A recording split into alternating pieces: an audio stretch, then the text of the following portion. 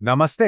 आज के इस एक्सप्लेनर में हम कोडिंग की दुनिया के एक बहुत ही मजेदार सफर पे निकलने वाले हैं। मतलब हम शुरुआत करेंगे बिल्कुल छोटी सिंपल सी स्क्रिप्ट से और देखेंगे कि कैसे इन्हें एक सॉलिड, ऑर्गेनाइज्ड और क्रैश प्रूफ सॉफ्टवेयर आर्किटेक्चर में बदला जाता है। तो बिना किसी देरी के पाइथन कोड को असल में स्केल कैसे करते हैं, चलिए इसे बारीकी से समझते हैं। तो हमारे इस सफ़र का रोड मैप कुछ ऐसा होने वाला है।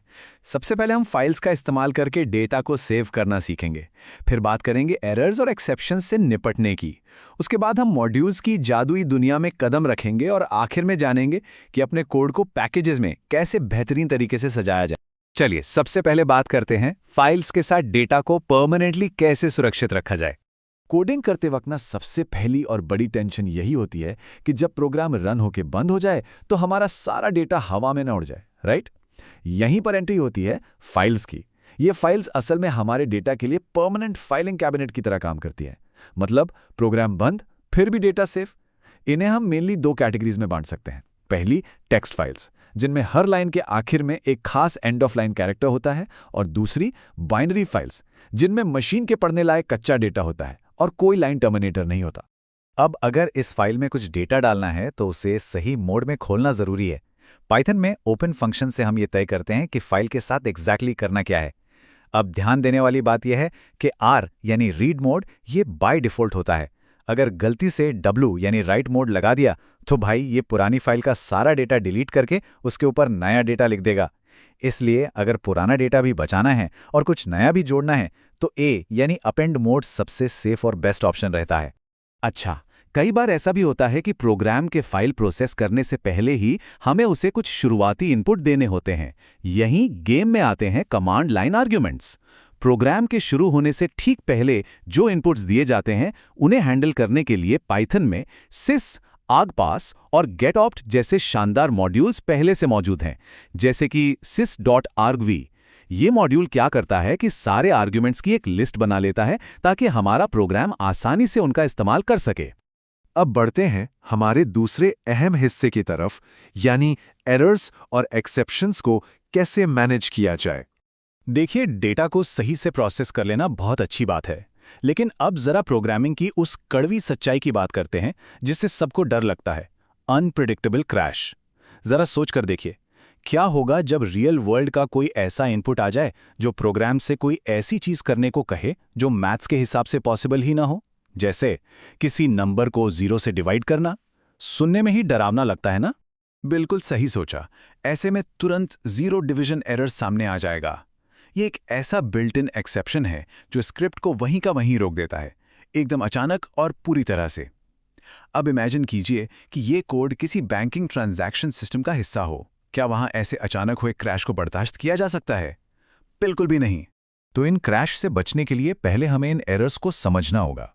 सिंटैक्स एरर्स और रन टाइम एरर्स के बीच एक बहुत ही क्लियर डिफरेंस होता है। सिंटैक्स एरर्स तो डेवलपर के लेवल की गलतियां हैं, जैसे कोई स्पेलिंग मिस्टेक कर दी या कहीं कोलन लगाना भूल गए। इन्हें पकड़ना आसान है, लेकिन जो चीज रातों की नींद उड़ाती है वो है रन टाइम एरर्स।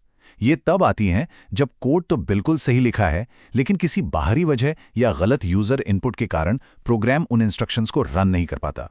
तो सवाल यह है कि इस अचानक होने वाले क्रैश से बचा कैसे जाए। यहीं पर एंट्री होती है एक्सेप्शन हैंडलिंग वाले सेफ्टी नेट की। इसके 3 स्टेप्स बहुत ही क्रूशियल हैं। पहला है ट्राई ब्लॉक, जहां हम वो रिस्की कोड लिखते हैं जिसके क्रैश होने के चांसेस हैं। दूसरा है एक्सेप्ट ब्लॉक, जो एरर आने पर प्रोग्राम को एकदम से बंद होने से बचाता है और उस गलती को झट से पकड़ लेता है।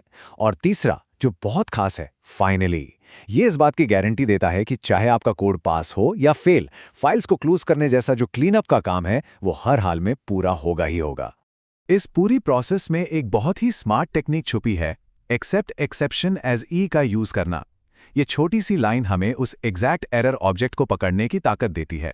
इसका सबसे बड़ा फायदा ये है कि इससे हमारा पूरा एप्लीकेशन रुकता नहीं है, बल्कि हम ये समझ पाते हैं कि असल में गड़बड़ कहाँ हुई है, उसे लॉग कर सकते हैं और प्रोग्राम को बिना रोके आगे बढ़ा सकते हैं।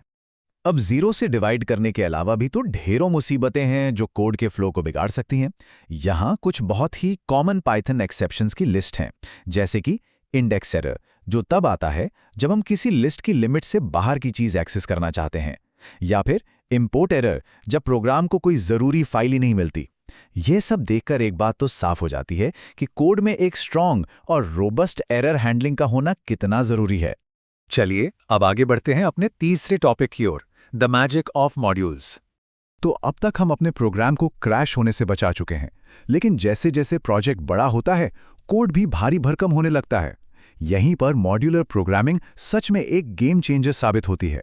किसी बहुत बड़े और उलझे हुए टास्क को छोटे छोटे मॉड्यूल्स या कह लें कि टूल बॉक्स में बांट देने से काम बहुत आसान हो जाता है। इससे कोड सिंपल हो जाता है, उसे मेंटेन करना आसान रहता है और सबसे अच्छी बात, हम उसी कोड को बार बार रीयूज कर सकते हैं। और हाँ, अलग अलग नेम स्पेस होने की वजह से वेरिएबल के नाम आपस में टकराते भी नहीं हैं। आपको पता है पाइथन के पास पहले से ही कमाल के बिल्ट इन मॉड्यूल्स का खजाना है। बस डेट टाइम और टाइम मॉड्यूल को ही ले लीजिए। सिर्फ इन्हें इंपोर्ट करने भर से हम आज की डेट निकाल सकते हैं, टाइम के बीच का डिफरेंस कैलकुलेट कर सकते हैं और तो और टाइम डॉट स्लीप का इस्तेमाल करके अपने प्रोग्राम को कुछ सेकंड्स के लिए पॉज भी कर सकते हैं। और ये सब खुद से कोई भी कॉम्प्लेक्स कैलकुलेशन लिखे बिना हो जाता है ना अमेजिंग? चलिए इस जादुई पिटारे में से कुछ और टूल्स निकालते हैं। OS मॉड्यूल किसी भी स्क्रिप्ट को सीधे कंप्यूटर की फाइल डायरेक्टरी से बात करने की पावर देता है। चाहे नए फोल्डर बनाने हो, फाइल्स का नाम बदलना हो या उन्हें डिलीट करना हो, सब पॉसिबल है। और कैलेंडर मॉड्यूल, इसका इस्तेमाल करके हम आसानी से किसी भी साल का कैलेंडर प्रिंट कर सकते हैं या तुरंत चेक कर सकते हैं कि कोई साल लीप ईयर है या नहीं। और अगर मैथ्स की बात करें तो मैथ मॉड्यूल तो बिल्कुल लाइफ सेवर है। अगर कॉम्प्लेक्स मैथमेटिकल फॉर्मूले चाहिए तो उन्हें स्क्रैच से लिखने की कोई ज़रूरत नहीं है यार। आप सीधे math.py लिखकर पाई की एग्जैक्ट वैल्यू ले सकते हैं और ढेर सारे एडवांस मैथमेटिकल ऑपरेशंस चुटकियों में कर सकते हैं। लेकिन सवाल यह है कि इन टूल्स को अपने प्रोजेक्ट में लाया कैसे जाए। इसके लिए हमारे पास इंपोर्ट करने के कई अलग अलग तरीके हैं। जैसे इंपोर्ट मैथ लिखने से पूरा का पूरा मॉड्यूल आ जाएगा। अगर नाम बड़ा लग रहा है तो इंपोर्ट मैथ एज m लिखकर उसे एक छोटा सा निकनेम दे सकते हैं। या फिर अगर हमें सिर्फ एक पर्टिकुलर फंक्शन चाहिए तो हम फ्रॉम मैथ इंपोर्ट पाई का इस्तेमाल कर सकते हैं। कुल मिलाकर ये डेवलपर्स को पूरी आज़ादी देता है कि वो अपने कोड को कैसे साफ और एफिशिएंट रखना चाहते हैं। और अब हम आ गए हैं अपने आखिरी पड़ाव पर, कोड को पैकेजेस में कैसे ऑर्गेनाइज किया जाए। चलिए देखते हैं कि जब प्रोजेक्ट बहुत बड़ा हो जाता है तो ये सब कैसे जुड़ता है। आखिर ये पैकेज होता क्या है? सिंपल वर्ड्स में कहें तो ये एक बहुत ही वेल ऑर्गेनाइज्ड डायरेक्टरी स्ट्रक्चर है जिसके अंदर कई सारे सब पैकेजेस और मॉड्यूल्स होते हैं। जब कोई बहुत बड़ा सॉफ्टवेयर या गेम बन रहा होता है तो ये कॉन्सेप्ट पूरे प्रोजेक्ट को एकदम क्लटर फ्री और लॉजिकल बनाए रखता है। इससे एक जैसी चीजें करने वाला कोड एक साथ एक जगह सेफ रहता है। इसका स्ट्रक्चर काम कैसे करता है, ये जानना भी बहुत दिलचस्प है। पाइथन किसी भी नॉर्मल फोल्डर को पैकेज तब तक नहीं मानता जब तक उसके अंदर एक खास फाइल मौजूद ना हो, और वो है __init__.py। ये फाइल भले ही अंदर से पूरी खाली हो, लेकिन इसका वहां होना मस्ट है। इसके बाद हम बस एक सिंपल डॉट ऑपरेटर का यूज करके किसी भी मॉड्यूल तक पहुंच सकते हैं, जैसे game.level.start। काफी क्लीन और सिस्टमैटिक अप्रोच है। तो देखिए, हमने अपना सफ़र सिंगल फाइल से शुरू किया था, फिर हमने क्रैश होने वाले कोड को एक्सेप्शन हैंडलिंग से बचाया, मॉड्यूल्स के मैजिक को एक्सप्लोर किया और एंड में पैकेजेस के बड़े स्ट्रक्चर को भी समझ लिया। लेकिन अब एक सोचने वाली बात है, जैसे जैसे सॉफ्टवेयर एक छोटी सी टेक्स्ट फाइल से बढ़कर इस इतने बड़े पैकेज स्ट्रक्चर तक पहुंचता है, इस पूरी तरह से अनप्रेडिक्टेबल दुनिया में प्रोग्रामर्स इस फॉल्ट टॉलरेंस यानी गलतियों को हैंडल करने की ताकत को कैसे मेंटेन रखेंगे? ये एक ऐसा सवाल है जो हर कोडर को सोचने पर मजबूर करता है।